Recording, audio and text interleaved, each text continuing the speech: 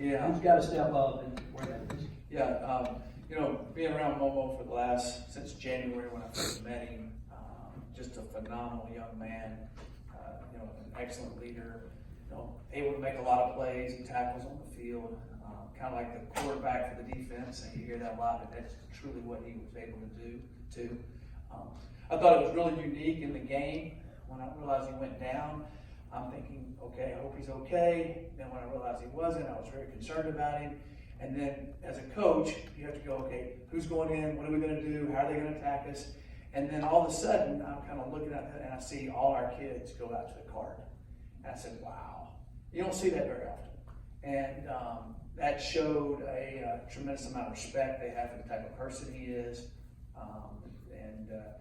And then at the game, he came back on the sidelines. I was trying to talk to the coach, hey, and Momo comes up and all the kids just go to him. I'm like, hey, all right, tell him thanks and come on back. And he was over there just motivating him. He already came by this morning and said, hey, coach, what can I do to I said, well, you need to get down here and be a coach to him, and he will. So it is a big loss to us, not only as a player, but emotionally for the kids. The positive side of it, Coach Coons has done such a good job with our backups, and Jaquez Jones was ready to go and came out there and played really well. So we're feel like that Jaquez won't be able to completely replace Momo and all the things he does, but we definitely think he's good enough to be an excellent inside backer for us. Mike, for the last 2 years, we watched people run through our defense. The rushing defense was not good at all. Let me put it lightly. Through 2 games, you completely turned that around, be able to have more depth on front. Just expand on that a little bit. Well, it's also a small sample size right now, and we've got a lot of good football teams to play ahead. But our young man, Freddie Roach, and Coach Coons and Coach Nix have done a great job with our front. The young men have really listened to our techniques that we're playing, the little subtle details that they're playing with inside with their hands, and the way the backers have their eyes in the right spot. Our big guys on the edge are setting the edge and making some plays, kind of wreaking some havoc, kind of taking some teams out of trying to run certain runs. And that's one thing about the 3-4 defense. There's certain things they're going to run against it usually. So we practice those, but our guys are playing really well, and the coaches have done a good job with them. I think just they're playing physical. I think they were laughing during fall camp. We did inside every single day. We had any type of shoulder pads on. Inside against the offense, but inside against show teams too. And Coach Luke would come down and run with a freshman lineman and run the show team for them, and it was physical and more than they've done in the past. So that's the only way we can be good at the run. So I think it's a credit to our coaches and then a credit to the young men buying into it. And you're right, we have enough guys to roll through there that they're staying fresh and physical as it goes along. And they're tackling well too. We're doing a lot of tackling drills of coming off the blocks. Because in the 3-4, a lot of times you've got to come off and make them. So we're doing a good job of coming off and making some hits. Like Austrian made a phenomenal play on the 4th and short where he comes off the block, throws himself into it, wraps him up. Also we had Jonathan Hayes was there to make a big hit with it. So I've been proud of how they've done. We've still got a long way to go. Where do you think the confidence level is with this defense right now? Was that something you kind of had to build up with this group? And where would you like to see you guys improve? Right. Well, it's something I say all the time. People kind of get tired of me saying it, but I learned from Bill Parcells, knowledge equals confidence equals playing fast. They have a great understanding of our defense and why we're doing what we're doing. That gives them great confidence, and then they play faster and they play freer, and they're able to do their technique. I always tell them, just do your job best you can, and then go make the play. And I tell them, we've got to be powerful and physical, and we've got to pursue the football. Okay, that's what you got to do just to get there. Now, when you get there, you got to make the tackle, or you got to take the ball away. And so I think that they're doing that. So I think that gives them confidence. We have enough in our package, and we'll add more to our package as they understand it better and better of why we want to do certain things. We have enough subtleties in our package that we can line up correctly, but then have a few subtleties in it that help us against certain things, and the kids understand why we call it, why we're doing it. they'll even come over, hey coach, we gotta do this and this. Great, I'm glad you're thinking that way, and they know what's going on. So I think that they feel very comfortable getting lined up and then going and playing. After 2 games, where would you like to see you guys take the next step, quick improvement, what needs to happen? Well, we're not playing as well in the secondary as I would like right now, especially at the end of the game the other day. We gave up 2 or 3 plays we shouldn't have, but we were right there.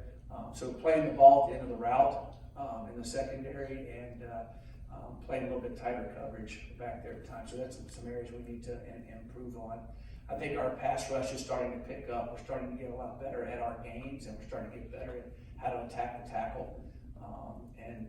So I think that we got to keep improving in that area, but I'd like our secondary to play better. Like after Sam had that kind of rough week 1 with those 2 penalties, how impressed were you with the way he responded and kind of had a good game on Saturday against Arkansas? Yeah, he responded really well. That was his first game, and he did some good things and in that game. Of course, there was a couple of the penalties, but I thought this past game he was freer. He was playing more active. I think the game kind of slowed down for him a little bit, and he made some really good plays. And he's a physical guy out there, and I think he really enjoyed playing this Saturday. Mike, do you still feel okay about your depth inside? Do you anticipate moving anyone outside the end, or do you feel pretty good there? No, we're gonna keep it just like it is, and Ashanti Sistrunk would he'll be getting more reps. He's been getting reps, and now he'll get more reps for the depth area in there, and so we'll keep going from there. Mike, Sam was in here after the game Saturday night and kind of self-diagnosed himself with a couple of broken fingers. Is there anything to that, or? No, he's fine. He's going in. Yeah, I think he had just a little jam, broken finger. He'll be fine. Who takes over? He's so funny. Who takes over some of the other stuff Momo does? The vocal stuff, the checks at the line, that sort of thing. Well, Dante's been doing a good job of that. Jaquez is doing better at it. And Makia is communicating. They communicate a lot better in this game than he did in the first game.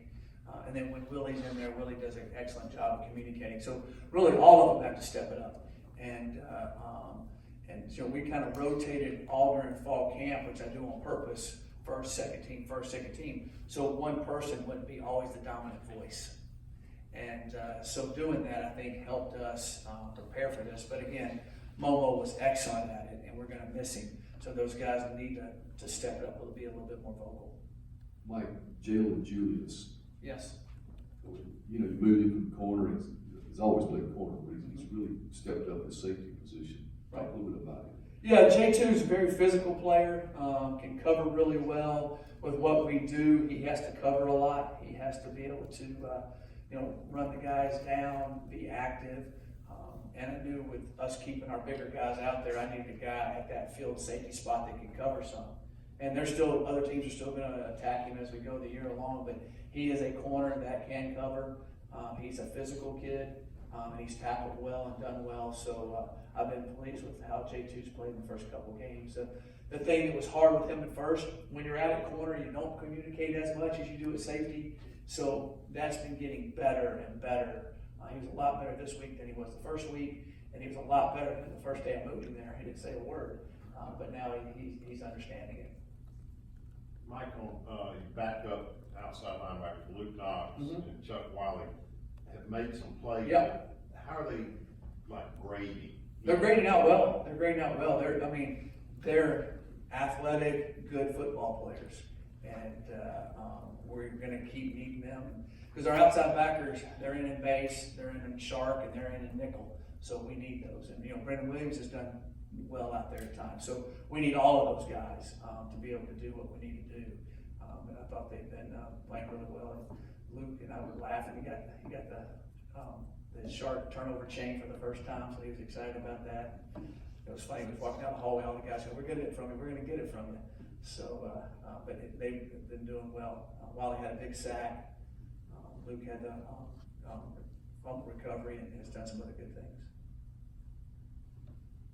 Anything else for Coach McIntyre? All right, thank you. Appreciate it.